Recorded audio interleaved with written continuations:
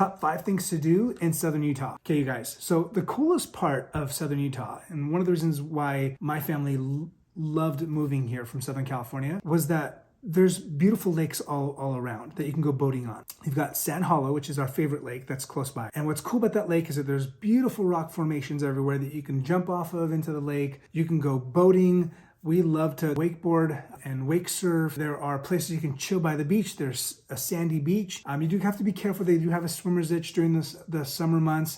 It's just basically a microbe that could cause an itch. It's not anything massive, and it doesn't impact everybody, but again, it's something you've got to be careful about. But other than that, the lake is absolutely beautiful. The coolest thing about St. George summers is that it could be like 10 o'clock at night, or call it 9:45 before the sun sets. During the height of the summer, it could be 90 degrees outside. You could be on the lake and seeing the sun go down. It's one of the coolest experiences ever to be able to be skiing or surfing behind a boat, and just beautiful time. Like, the weather is just phenomenal during the summer on the lake. Quail Creek is another lake. Again, it's another 15-20 minutes away. It's not that far. It's smaller of the 2 lakes that we have in town. But again, I personally like Sand Hollow just because it's a lot closer to my house, and I just enjoy it better because it's a little bit larger. Oh, and by the way, these aren't gross lakes either. They are beautiful lakes. The water is amazing. During the summer, the water temperature is fantastic. It's like mid 80s. So it's a fantastic swim. It's a small dock. It's super easy to get in and out. Okay, so if those 2 lakes are too small for you, then Lake Powell is down the street, figuratively. It's about a 2.5-hour drive. And obviously, if you've never been to Lake Powell, you've never lived. Like, it is phenomenal there. It is absolutely gorgeous. And even though people complain nowadays that the water level is so low, I get that, we understand, but there's still a crap load of water there, and you would absolutely love it there with your family. You could either stay in the marina. They've got pretty decent sized hotel or nice hotels. They're nothing fancy, but they're nice. They've done a really good job of their restaurant. I forgot what I ate there, but there's something there that was so amazing that I was blown away of how good it was, and I wish I remember what it was at this moment. Clearly not amazing enough, right? But the restaurant is fantastic there. They've got a little shop where you can buy stuff if you need to, if you forgot anything. They've got an ice cream place there. You can get ice cream, and then the marina there is just a great marina. Now, obviously, there's certain parts that are closed because of how low the water is. You have to go around, but nevertheless, it's still a great time. And most people there, when they are going, they do a couple things as far as where to stay. Either they stay on the marina and those hotels that they have there. They either go and get an Airbnb in the city of Page, which is about a 15-minute drive from there, or they rent a houseboat, or they own a houseboat. Now, houseboats are super popular. You can either rent them there for a week or 4 or 5 days, and a lot of people also have ownerships in those, similar to timeshares.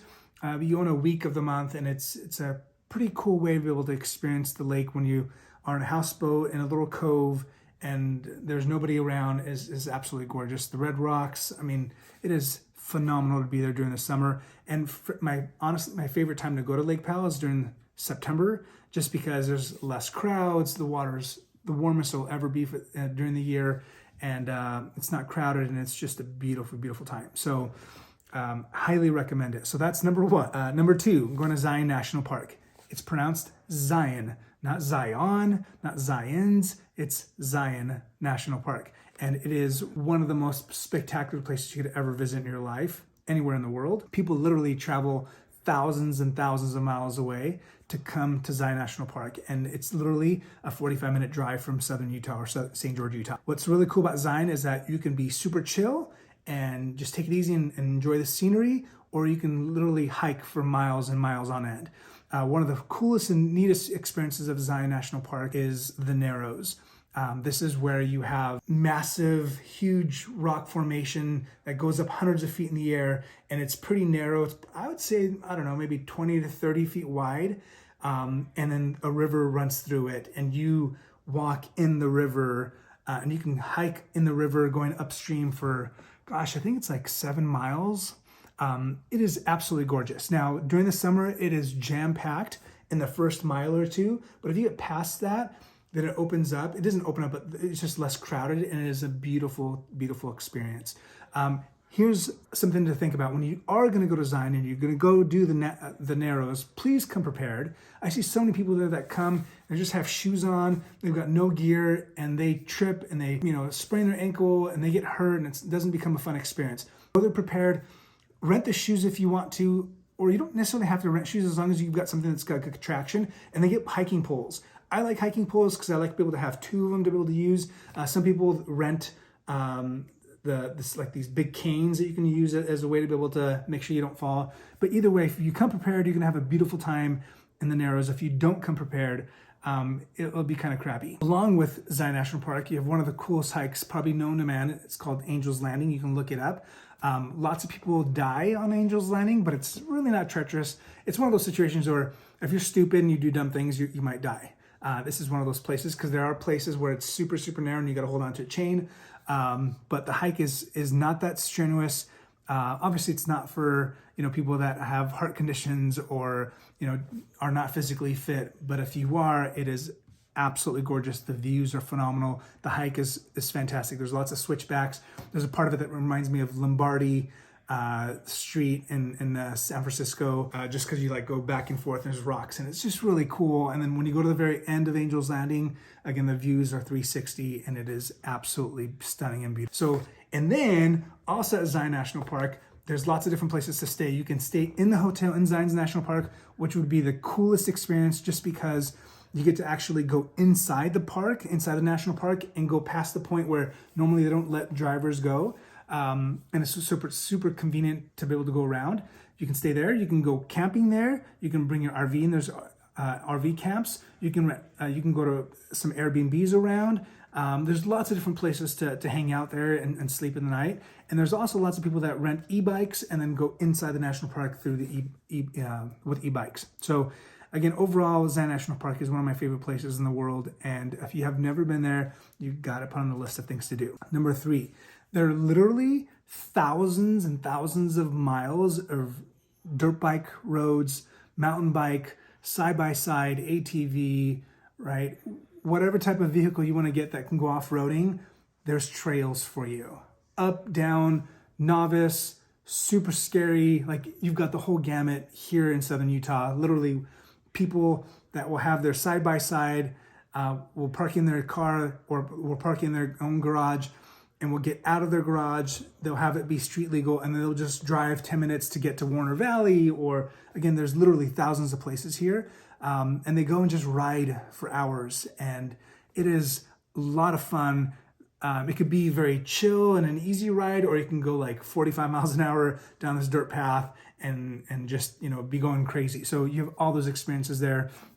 You got to be careful when you do go, just because self-service isn't fantastic in those spots, and so it's just very shoddy. So just become prepared. Make sure you've got plenty of water with you, especially if you're going to go during the summer months. And that is number 3. Number 4, Snow Canyon. Now, Snow Canyon is another really, really fun spot because there's so many cool things to do. Number 1, when you go to Snow Canyon, there is the lava tubes. Now they're hidden, you have to go find them, and there's trails and they tell you where to go to it's not necessarily hidden, but there's lots of different lava tubes. Some of them are just you go inside a little bit and there's just a little hole there. Some of them are big, massive holes that you can go down and walk in and get lost in.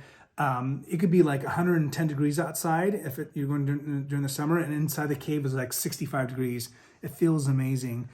It's very dark. Please don't go there if you are not prepared with proper gear. Always go with a buddy or several people and just be careful because those rocks are super jagged. Obviously, they're, again, lava tubes, and so the rocks are not forgiving. And if you bonk your head or whatever and you're not wearing a helmet, it could very much cause a lot of pain and stitches. Other things about Snow Canyon that I really love, you can go camping there, you can ride your bikes there. It snows there during the winter sometimes, and I've actually gotten stuck in the snow with my car there, so it's kind of fun. And then one of the spots, you can go rappelling there, you can go hiking there.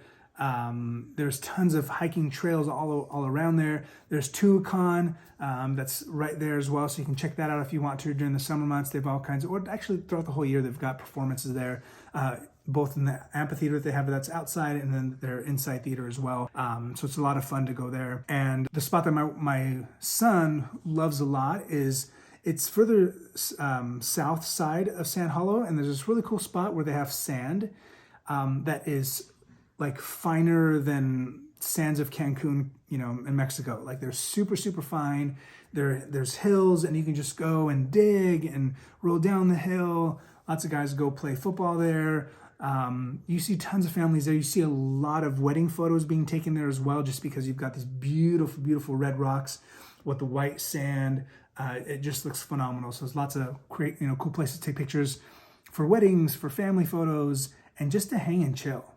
And it could be really hot outside, and if you dig into the sand a couple feet, you get to an area where it's nice and cool again. So it's just a really cool spot to hang out, have lunch, and even have dinner. And there's actually a really cool spa resort that's close by there as well too, if you want to make it into a weekend. That's number 4.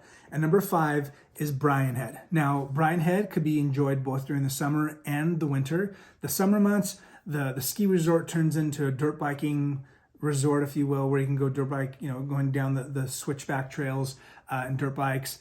Tons of places to hike, tons of places to ride your ATVs and side-by-sides. Really cool Airbnbs you can check out. There's not a lot of nightlife happening in Brian Head. There's only one little area where they have a couple of restaurants, like a pizza place and a sandwich place, and a convenience store. There's not much up there, so I would come prepared with all your food that you're gonna bring with you, and water. Be warned with Brian Head that it is high in elevation. It's 10,000 feet in the air, and lots of people get sick, altitude sickness. So just be cautious of that. Don't try to take it, be crazy the first day you're there. Make sure you acclimate, but it's a lot of fun. And then during the winter, again, right now especially, there's tons of fresh powder. It's a fun resort. There's 2 different parts to it. They're both connected through this one little area that you can go from one to another, and it's just there's no fancy crazy double black diamonds there that I'm aware of. A lot of it's just your blue runs and your green runs, but it's just a lot of fun. It's a great place to learn how to snowboard and ski. It's just a fun hill. Now again, it's not very long, and so you have to go up the lift a lot, but again, it's just a fun, cool ride. Easy place to go. It's about an hour and a half from St. George, Utah. And obviously, if you're in Cedar City, it's about a 20-minute drive up to the hill there. And it is really cool. The roads are, very well marked, and they're cleared throughout the year. And I love going there just to hang out and smell the pine trees and just enjoy everything else that's there. So those are the 5 things that I think that everyone that ever visits Southern Utah should be doing. Remember, go to the lakes, go boating, go to Zion National Park, ride trails on an ATV or side-by-sides, go to Snow Canyon, enjoy all the things you can do there, and then go to Brian Head.